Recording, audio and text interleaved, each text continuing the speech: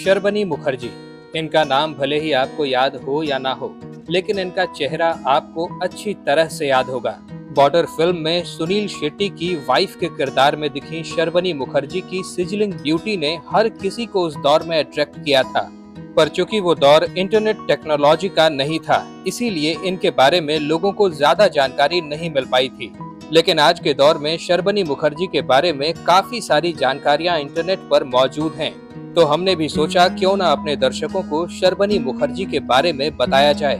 वही शर्बनी मुखर्जी जो 90 के दशक के आखिरी सालों में युवाओं के दिलों की धड़कन हुआ करती थीं और जिन्होंने अपनी सिजलिंग ब्यूटी से अपने चाहने वालों को अमेज्ड कर दिया था। शर्बनी मुखर्जी का जन्म किस तारीख को हुआ था ये तो हमें नहीं पता चल सका, लेकिन इतना जरूर पता चला है कि इनका जन्म 1969 में पैदा हुई थी, यानी आज इनकी उम्र करीब 55 साल हो चुकी है। आपको ये बात जानकर बड़ी हैरानी होगी कि शर्बनी मुखर्जी बॉलीवुड के एक ऐसे परिवार से ताल्लुक रखती हैं जो भारतीय सिनेमा के शुरुआती दौर से ही फिल्मों से जुड़ा हुआ है।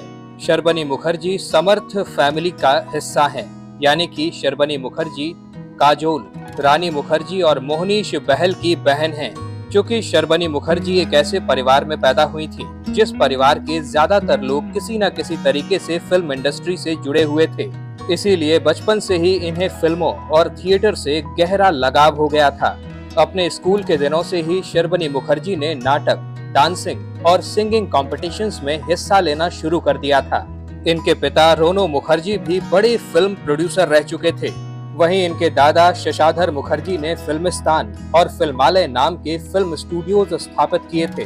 शर्बनी का पूरा परिवार एक साथ रहा करता था। इनके पिता ने बचपन में ही इनसे कह दिया था कि तुम आगे जाकर जो चाहो वो करना, लेकिन पढ़ाई तो पूरी करनी ही पड़ेगी। पिता की बात मानकर शर्बनी ने मन लगाकर पढ़ाई की और पढ़ाई के दौरान ही इन्हें अपनी जिंदगी का पहला फिल्मी ऑफर आया था। नरेंद्र मोदी की तरह दिखने वाले डायरेक्टर जेपी दत्ता एक ऐसी लड़की की तलाश कर रहे थे जो कि कम उम्र की दिखे और उसे सुनील शेट्टी की पत्नी के तौर पर कास्ट किया जा सके। किसी ने जेपी दत्ता को शर्बनी के बारे में बताया। शर्बनी से मिलने के लिए एक दिन जेपी दत्ता उनके घर पहुंच गए। जेपी दत्ता ने शर्बनी को उस रोल के बारे में बताया। शर्बनी ने उस रोल में खासी दिलचस्पी भी दिखाई, लेकिन उस दिन बात करने के बाद जब जेपी दत्ता वापस अपने काम पर गए तो उन्होंने शर्बनी से उस फिल्म के बारे में कोई बात नहीं की। शर्बनी को लगा कि हो सकता है जेपी दत्ता को उस फिल्म के लिए कोई और लड़की मिल गई होगी, लेकिन 3-4 महीने बाद जेपी दत्ता ने शर्बनी को एक दिन फोन किया और उनसे कहा कि मेरे ऑफिस पर आकर मुझसे मिलो। जेपी दत्ता के ऑफिस शर्बनी अपनी मां के साथ पहुंच गईं। शर्बनी जैसे ही पहुंची, जेपी दत्ता ने फौरन कहा कि जल्द से जल्द अपना सामान पैक कर लो, तुम्हें फौरन शूटिंग के लिए बाहर निकलना है। शर्बनी जेपी दत्ता की बात सुनकर काफी ज्यादा हैरान हो गई थी और अंदर ही अंदर बहुत ज्यादा खुश भी थी। शर्बनी शूटिंग लोकेशन पर पहुंची और उन पर बॉर्डर फिल्म का एक शानदार गाना तो चलूं फिल्माया गया। इस गाने ने शर्बनी की पहचान रातों रात पूरे देश में फैला दी। शर्बनी की आंखों के लोग दीवाने हो गए थे।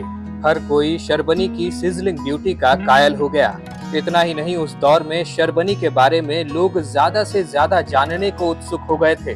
बॉर्डर फिल्म के बाद शर्बनी के जीवन में अचानक बहुत सारा स्टारडम आ गया था, लेकिन शर्बनी ने अब भी अपनी पढ़ाई नहीं छोड़ी थी।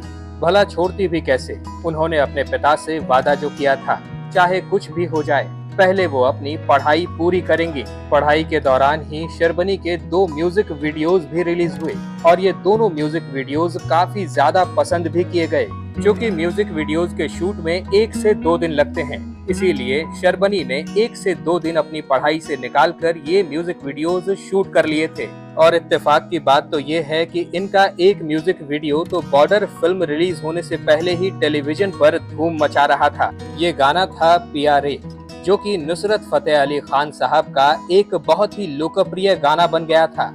इस गाने में शर्बनी के साथ अभिनेता परवीन दबास नजर आए थे, जो कि उन दिनों अपने करियर के शुरुआती दौर में थे। इनका दूसरा म्यूजिक वीडियो था आजा सोनिया। इस गाने को भी एक पाकिस्तानी सिंगर साजिया मंजूर ने अपनी आवाज दी थी। इस सॉन्ग में शर्बनी के अपोजिट एक्टर समीर सोनी नजर आए थे। इस गाने में शर्बनी एक गूंगी बहरी लड़की बनी थी जो कि समीर से प्यार करती हैं। इस गाने में भी शर्वनी को काफी ज्यादा पसंद किया गया था। यहाँ आपको एक बात बतानी बहुत जरूरी है कि शर्वनी का करियर साल 1977 में ही शुरू हो गया था। 1977 में आई फिल्म हैवान, जो कि एक हॉरर फिल्म थी। इस फिल्म में शर्वनी ने एज अ चाइल्ड आर्टिस्ट काम किया था। बॉर्डर के बाद शर्वनी ने कई हिंदी फिल्मों में काम किया था। ये फिल्में थी मिट्टी, अंश, कैसे कहूँ के प्यार है और आँच।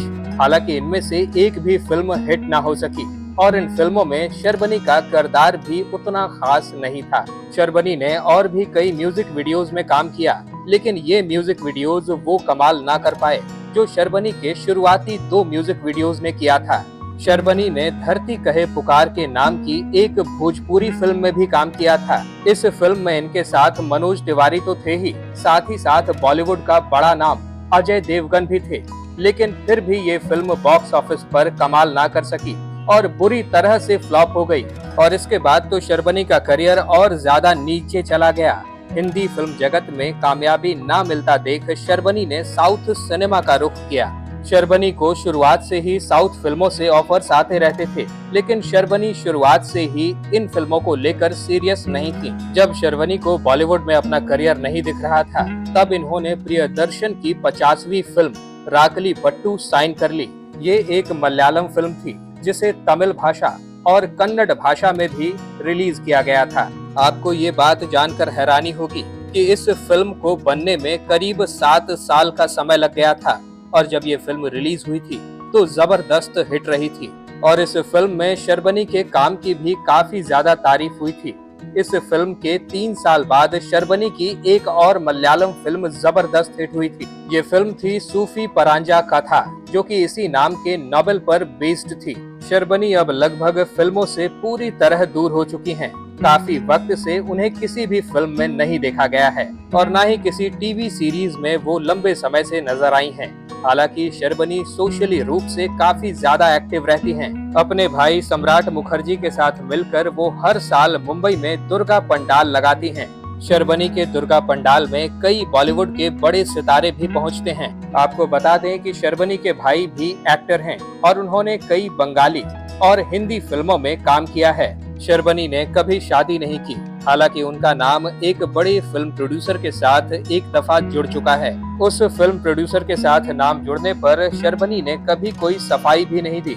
हालांकि लोग इस खबर से काफी ज्यादा हैरान हुए थे और हैरानी की वजह ये थी कि उस फिल्म प्रोड्यूसर की पहले से ही शादी हो रखी थी और तो और उनके 3 बच्चे भी थे।